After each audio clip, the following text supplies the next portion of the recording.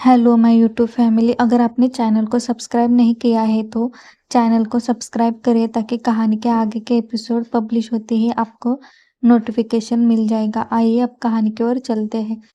धृति काव्यांश episode 29। अब next. उस नौकर की बातें सुन सब लोग नीचे आ गए। बाहर अथर्व कामेश के साथ आया हुआ था।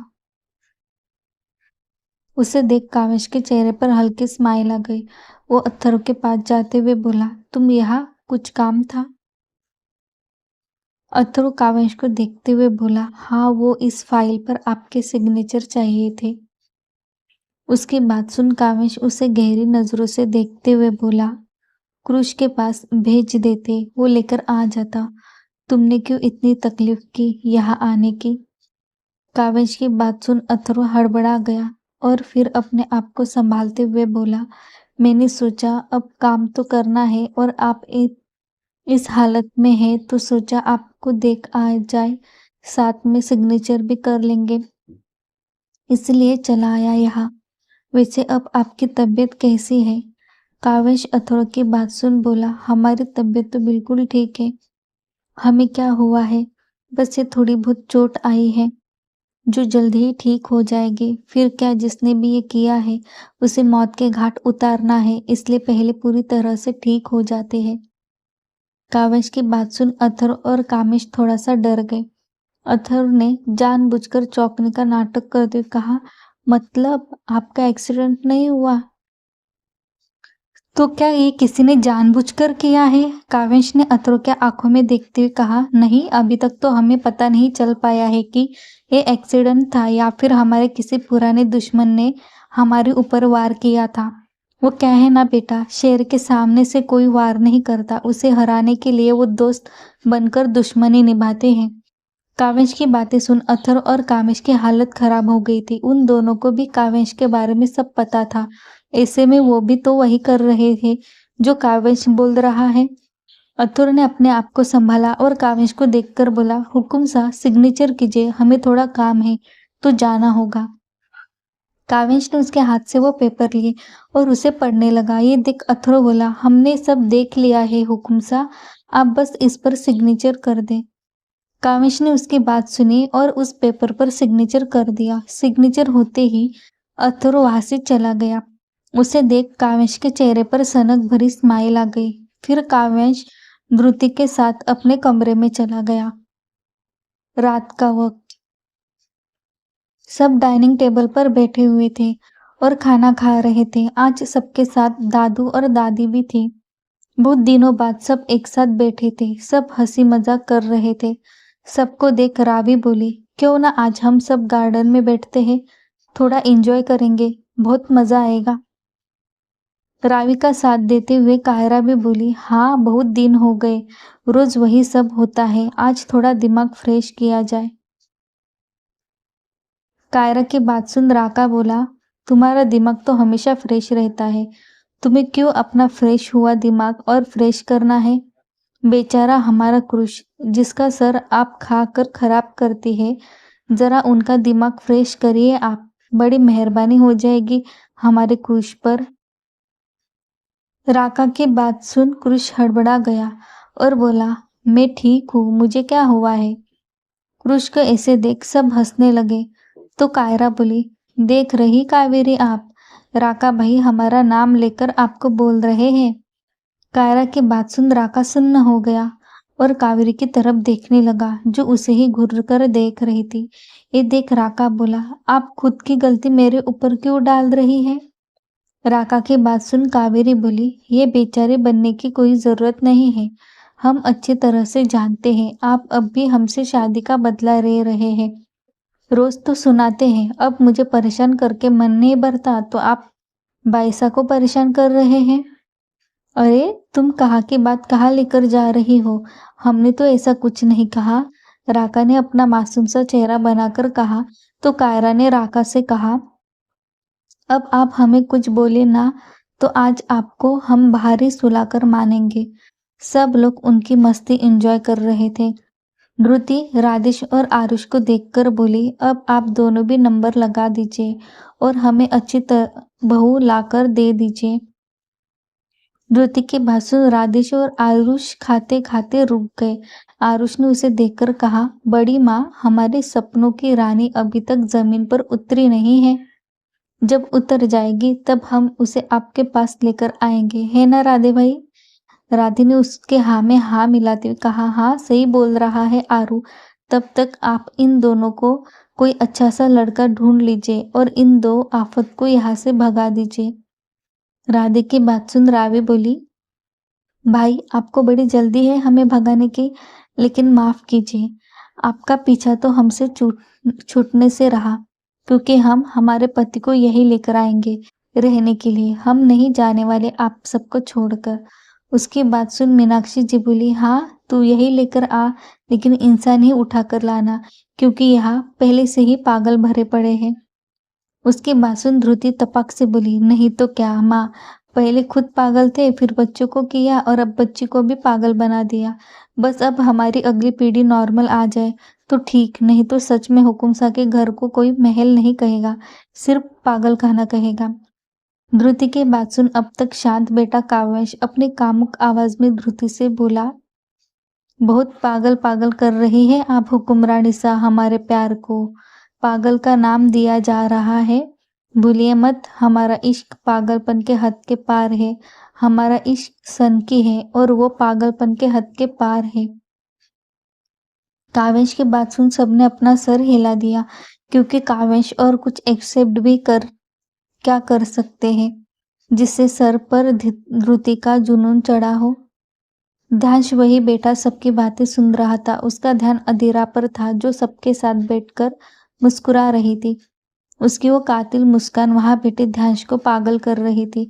सबने खाना खा लिया था, इसलिए सब गार्डन में चले गए और वही नीचे गद्दे बिछाकर बैठ गए। एक नौकर को उन लोगों ने म्यूजिक के पास बैठा दिया था और रावी के हाथ में तकिया था। सब लोग बहुत खुश थे, सबके रात जो बाहर निकलने वाले थे। उस नौकर ने सॉन्ग चालू किया और रावी ने तकिया ध्रुति के पास फेंक दिया। तकिया आकर दादी के पास रुक गया। ये देख सब हुटिंग करने लगे। रावी ने दादी को देखकर कहा, बड़ी दादी बोलिए, आप क्या करेंगी?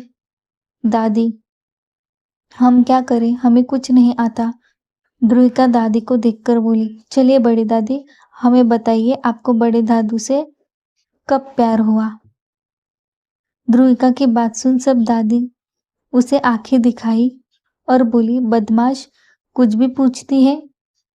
उनकी बात सुन सब हंसने लगे और सब एक साथ दादी को फोर्स करने लगे। तो दादी बोली, जब ये हमें पहली बार देखने आए थे तब हमें इनसे पहली नजर का प्यार हो गया था। उनकी बात सुन सब हुटिंग करने लगे और गेम फिर से शुरू हुआ। सब खेल रहे थे। ध्रुविका भी खुश थी, लेकिन उसकी खुशी कुछ ही मिनट में बेचैनी में बदल गई। उसे फिर से वही एहसास हो रहा था जैसे उसे कोई देख रहा है। महल के बाहर पेड़ के पीछे बेहद आकर्षक लड़का खड़ा था। उसने अपने आप को पूरी तरह से ढक लिया था। उसकी सिर्फ नीली आंखें ही दिख रही थी, जो रात के चांदनी में चमक रही थी। उन आंखों में बहुत जुनून भरा हुआ था। वो अपनी जुनूनी आंखों से ध्रुविका को देख रहा था। उसके आंखों में जैसे खुमार चढ़ा हो और वो पागलों की तरह ध्रुविका की खुशी से खिले चेहरे को अपनी आंखों से होते हुए अपने अंदर तक उतार रहा था। उस लड़के ने ध्रुविका के बेचैन चेहरे को देखा और तड़पते हुए बोला, इतनी तड़प, ना तुम्हें छोड़ूंगा और नहीं तुम्हें छोड़ने दूंगा। इस तरह तुम्हें अपने आप में कैद कर लूंगा कि उम्र भर के लिए तेरा हो जाऊंगा। ये कहकर आरव के चेहरे पर कातिल मुस्कान आ गई और वो अपनी नीली आंखों में जुनून लिए अपनी मल्लिका को हर एक बेचैनी और तड़प को देख रहा था। तुम्हें अपना बनाने का जुनून सर पे है, कब से है, मुझे आदत बना लो एक बुरी, कहना ये तुमसे है। ध्रुविका बार बार अपनी नजरें घुमा रही थी। उसकी धड़कनें धक धक कर रही थी। इतनी ठंड में भी उसे पसीना आने लगा था।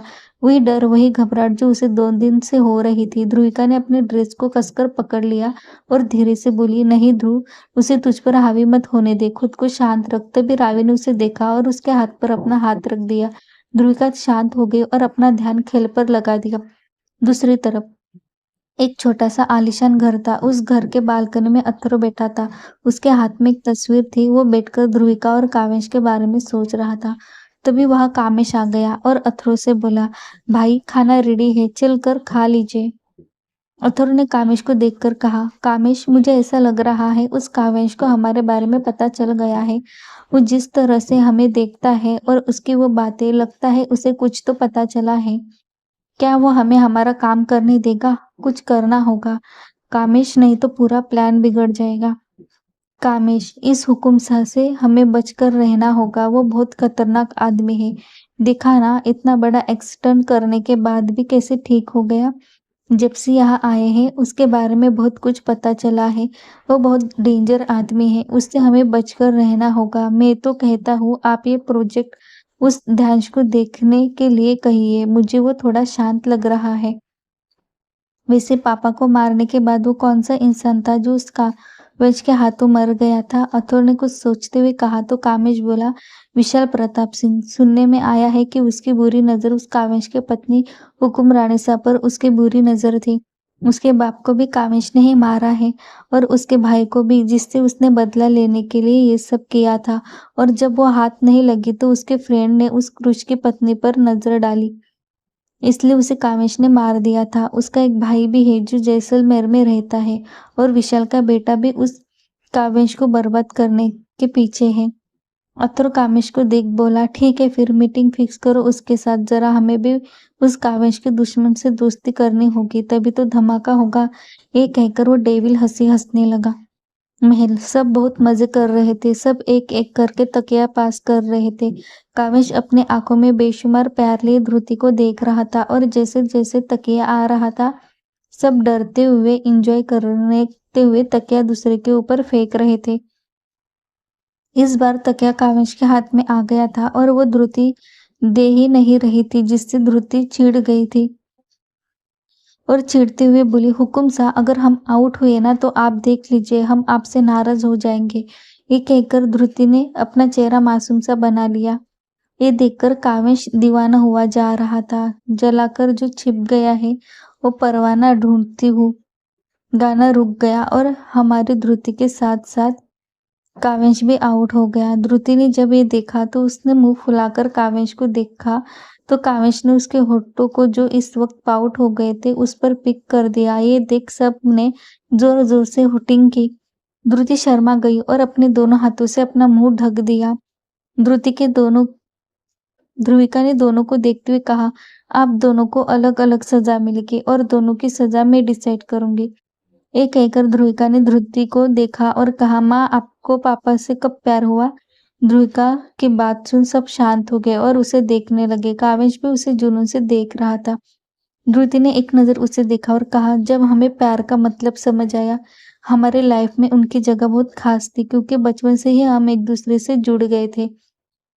लेकिन किस्मत का पहिया ऐसा घुमा के पहले हम अकेले हो गए और उस अकेलेपन को दूर सिर्फ हमें इनकी याद ही करती थी। जब हम हर रोज हुकुम सा को याद करते थे, जैसे जैसे उम्र बढ़ रही थी उसके साथ ही मेरा भी प्यार बढ़ रहा था। हमारी खट्टी मीठी यादों को याद करके जब हम रोज रोते थे, लेकिन जब ये मिले इन्होंने इतना बड़ा बवाल किया। ये कहकर ध्रुति ने कामेश को घूर कर देखा। वाओ माँ, हमें भी आपकी बचपन की स्टोरी जाननी है। ध्रुविका और रावी ने चहकते हुए कहा तो मीनाक्षी जी बोली, बाद में, पहले तुम इस काव्य को सजा दो। कामेश मीनाक्षी जी की बात सुन बोली, माँ आप हर बार हमें कैसे परेशान करी यही सोचती है ना? कामेश की बात सुन मीनाक्षी जी ने कुछ नहीं बोला और ध्रुविका को देखने लगी तो ध्रुविका बोली, पापा ना, माँ के लिए आप एक रोमांटिक सी पोयम बोलिए, एकदम आपके स्टाइल में। ध्रुविका कामेश को और कुछ करने के लिए कहने वाली थी, लेकिन कामेश के पैर में चोट आई थी, इसलिए उसने कामेश को बैठे बैठे यही करने के लिए कह दिया। कामेश ने ध्रुविका की बात सुनी, ध्रुति के आंखों में देखने लगा और उसे अपने सामने करके उसकी पीठ को अपने सीने से लगा दिया और चांद की और ध्रुति का चेहरा करके खुद उसके कंधे पर अपना सर टिका दिया, जिसे पढ़ते पढ़ते सारी उम्र बीत जाए। वो नायाब किताब हो तुम, इस बेमतलब की दुनिया में बेमतलब सा ख्वाब हो तुम, झूठी मोहब्बत की दुनिया में मेरे दिल के सच्चे नवाब हो तुम, मेरे बेजबान ऐसा सोका जो कोई ना समझ सके वो जवाब हो तुम। कावंश ये कहकर चुप हो गया। कावंश की बातें सुन पूरी तरह जगह पर सन्नाटा पसर गया। ध्रुति के आंखों में आंसू आ गए। सब कावंश को देख रहे थे जो एकटक ध्रुति को देख रहा था। तभी उस सन्नाटे को चीरते हुए आवाज आई। रावी और ध्रुविका ने जोर से छिट्टी बजाई। उनकी सीटी के आवाज से सब होश में आए और तालियां बजाने लगे। ध्रुति ने कावंश से दूर होकर उसके आंखों में देखा और उसे कसकर हक कर लिया। ये देखकर सब लोग जोर जोर से हुटिंग करने लगे। ध्रुविका कावंश को देखकर बोली, पापा ये आपको कैसे जमता है? मतलब सीरियसली कितना खूबसूरत बोला आपने। ध्रुविका की बात सुन कावंश ने ध्रुति को कसकर पकड़ते हुए कहा, जब बाहों में मेरी कयामत हो तो ये दिल भी कयामत कर ही जाता है। मीनाक्षी जी ने कहा, चलो बच्चों अब बहुत देर हो गई है। रावी, लेकिन दादी अभी गेम कहाँ पूरा हुआ है? लेकिन बेटा ठंड भी बढ़ रही है, चलो अब सब सो जाओ। मीनाक्षी जी ने सबको उठाते हुए कहा तो रावी बोली, ठीक है दादी, लेकिन एक शर्त पर। आपको कल हमें बड़ी माँ और बड़े पापा के बारे में बताएंगे। मीनाक्षी जी ने कहा, हाँ बेटा ठीक है।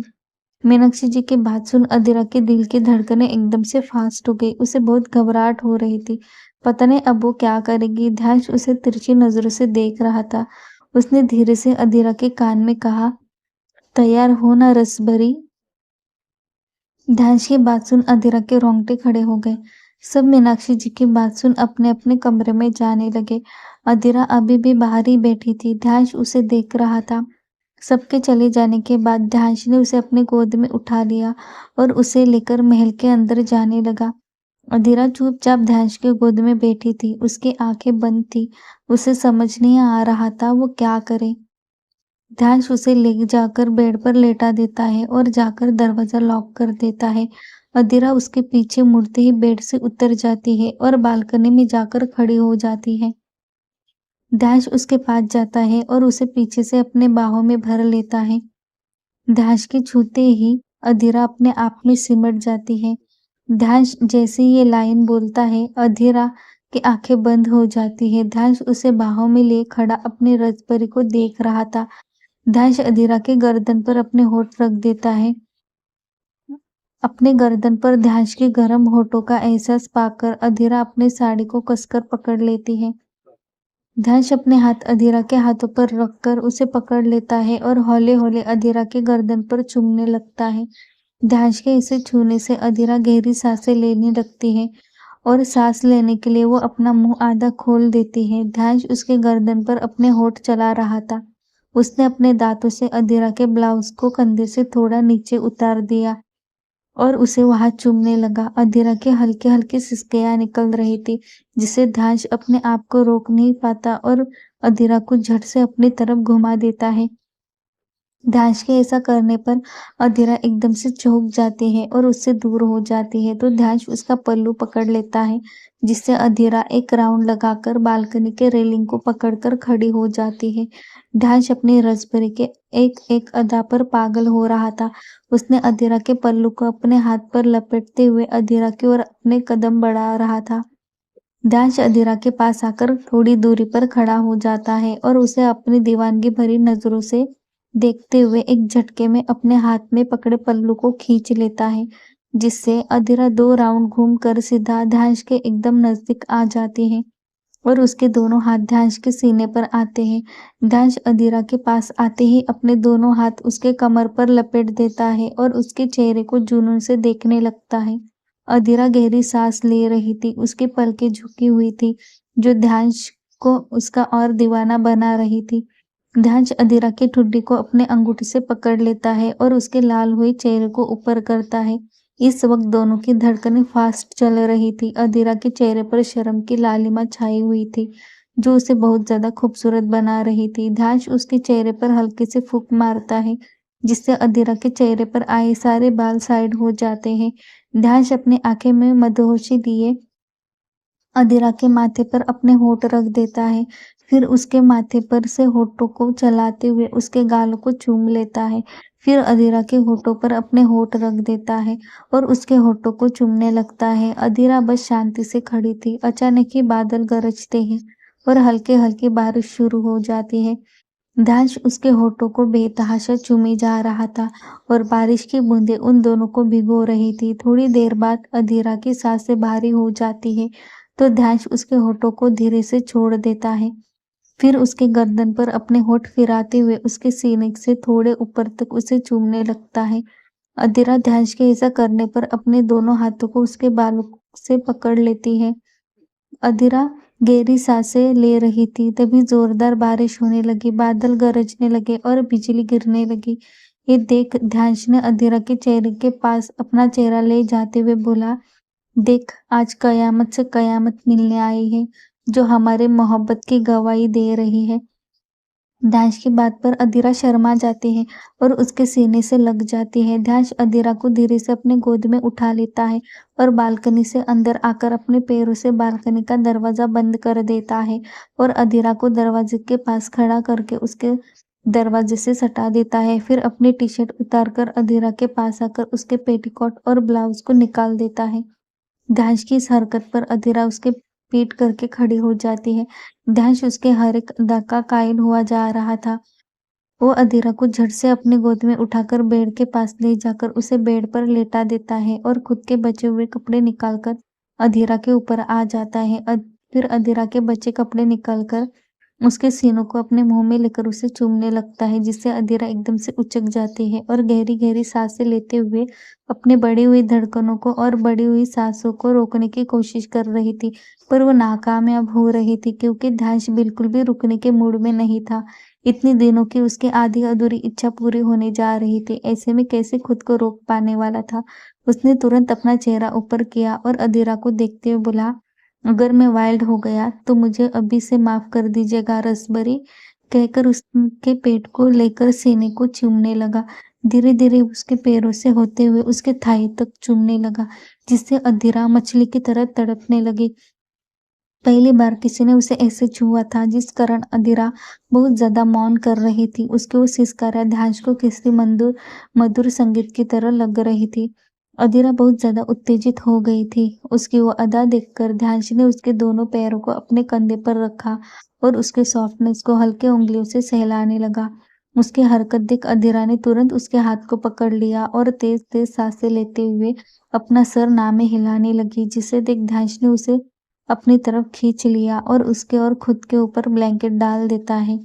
ध्यांश के ऐसा करते ही अधीरा घबरा जाती है। ये देख ध्यांश उसके होठों पर अपने होठ रख देता है और उसे मदहोशी से चूमने लगता है। थोड़ी देर बाद ध्यांश अधीरा के पूरे बॉडी पर चूमने लगता है, फिर उसके होठों पर अपने होठ रख एक झटके में उसके अंदर एंटर करता है, जिससे अधीरा की चीख निकल जाती है और उसके आंखों से पानी बहने लगता है। ये देख ध्यांश अपने होठ उसके होठों पर रख देता है। ध्यांश उसके पूरे चेहरे को धीरे धीरे चूम रहा था और अपने प्यार का एहसास अधीरा को करा रहा था। ध्यांश आधी रात को अधीरा को छोड़ देता है और उसे बाहों में लेकर सो जाता है। सुबह का वक्त।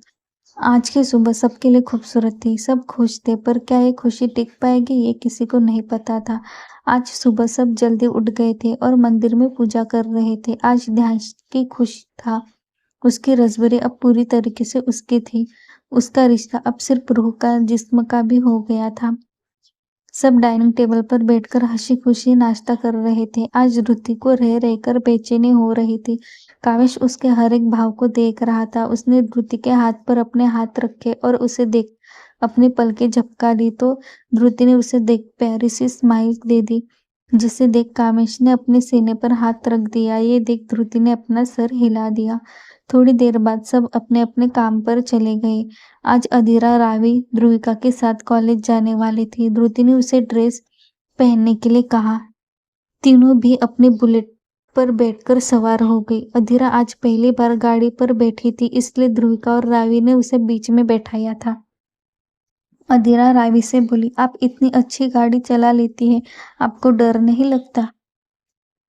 भाभी, हम राजपूतों के घर से हमें डर से नहीं, डर को हमसे डरना चाहिए, ध्रुविका ने उसे पीछे से पकड़ते हुए कहा। तभी उसकी नजर अधीरा के गर्दन पर गई, जहां पर दांतों के निशान दिख रहे थे। ये देख ध्रुविका बोली, लगता है भाभी की रात काफी रोमांटिक गई है। ध्रुविका की बात सुन अधीरा शर्मा गई और बोली, क्या आप भी लाडो कुछ भी बोलती है? अरे भाभी, हमसे क्या शर्माना, रावी ने उसे आईने में देखते हुए कहा। तो अधीरा ने अपना सर उसके कंधे पर रख दिया। ऐसे ही बातें करते करते वो तीनों कॉलेज पहुंच गई। कॉलेज देख अधीरा बोली, कितना बड़ा है ये कॉलेज, क्या हम यहाँ पढ़ेंगे? ध्रुविका बोली, हाँ भाभी, आप यही पढ़ेंगे और ये कॉलेज हमारा ही है। अधीरा कॉलेज को देखकर बोली, क्या सच में? रावी अधीरा का हाथ पकड़कर बोली, हाँ भाभी, अब चलिए अंदर। ये कहकर रावी ध्रुविका को और अधीरा को कॉलेज के अंदर जाने लगी। तभी ध्रुविका को फिर से वही एहसास होने लगा। अब उसे बहुत ज्यादा गुस्से आने लगा था। उसने अपनी नजर चारों ओर घुमाते हुए कहा, अगर हिम्मत नहीं है सामने आने की तो ऐसे देखो भी मत, बुज़दिल कहीं के। ध्रुविका को पता था ये हो ना हो कल वाला ही लड़का है, इसलिए वो जानबूझकर ऐसा बोली ताकि वो सुन सके। अधीरा और रावी ध्रुविका को अजीब नजरों से देखने लगी तो ध्रुविका बोली, फिर से वही एहसास, वही बेचैनी हो रही है, जैसे कोई मुझे देख रहा है। आरव वही पिलर के पीछे छुपते हुए बोला, आहा मल्लिका कितनी तड़प रही है हमसे मिलने के लिए। अब आपने बुला लिया है तो मिलना तो बनता है, इस बुज़दिल का दीदार भी तो होना चाहिए ना। ये कहकर आरव दीवानगी से ध्रुविका को देखने लगा। ध्रुविका वहां से क्लासरूम की तरफ जाने लगी तो आरव उसके पीछे जाते हुए देखने लगता है। ध्रुविका और रावी अधीरा को लेकर क्लासरूम में चली जाती है। उन तीनों के क्लासरूम में आते ही सब स्टूडेंट उसे ही देखने लगते हैं। जब अनीश और अपूर अधीरा को देखते हैं तो एकदम से खुश हो जाते हैं और अपनी जगह से उठकर उसके पास जाते हैं। अधीरा भी उन दोनों को देख स्माइल करते हैं। वो पांचों मिलकर बातें करने लगते हैं। तभी वहां अमायरा आती है और ध्रुविका को देखकर बोलती है, देखो तो आज ये राजकुमार अपने साथ कितने लोगों को लेकर आई है ताकि इसे कोई परेशान ना करे। ध्रुविका अपनी आदत अनुसार शांत ही रही और अधीरा को ध्यान के बारे में बताने लगी। अपने आप को इग्नोर होता देख अमायरा को गुस्सा आ गया और वो ध्रुविका को और परेशान करने के लिए उससे उल्टा सीधा बोलने लगी। ध्रुविका को गुस्सा तो बहुत आ रहा था, ये लड़की क्यों मेरे पीछे पड़ी है, जब से आई है बस परेशान कर रही है। तभी ध्रुविका के फोन पर धृति का फोन आता है। ध्रुविका अमायरा को इग्नोर कर उसका फोन उठा लेती है और स्पीकर पर डाल देती है। फोन की दूसरी साइड से धृति ध्रुविका से बोली, लाडो तो ठीक है ना? ध्रुविका बोली, हाँ माँ, हमें क्या होगा, हम बिल्कुल ठीक है। धृति बोली, अधी कहाँ है? ध्रुविका बोली, माँ वो यही है। धृति बोली, मुझे घबराहट हो रही है बेटा। वो ये बोल ही रही थी कि सबके कानों में काव्यांश की रौबदार आवाज आई और पूरे क्लासरूम में सन्नाटा पसर गया। काव्यांश बोला, लाडो तू चिंता मत कर, हुकुम रानीसा बस ऐसे ही परेशान है और अगर कुछ होता भी है बेटा तो अपना खंजर निकाल लेना और एक दो खून हो भी जाने तो कोई बात नहीं, हम सब संभाल लेंगे। काव्यांश की बात सुन सब आंखें फाड़े ध्रुविका को देखने लगे। ध्रुविका हंसते हुए बोली, हाँ पापा, जब कोई मेरे सर के ऊपर जाए ना तब मैं उसे ऊपर ही पहुंचा दूंगी। हुकुम सा, आप हमें चिढ़ा रहे हैं? ध्रुति ने मुंह फुलाए कहा। तो काव्यांश बोला, लाडो आप पढ़ाई करो और कोई बात हो तो हमें तुरंत बताना।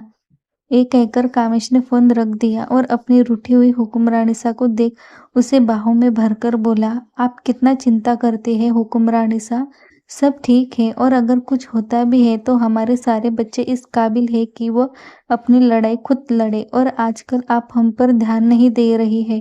लगता है आपको सन की हुकुमसा ही पसंद है, जो इस शांत काव्यांश को आप भाव नहीं दे रहे हैं।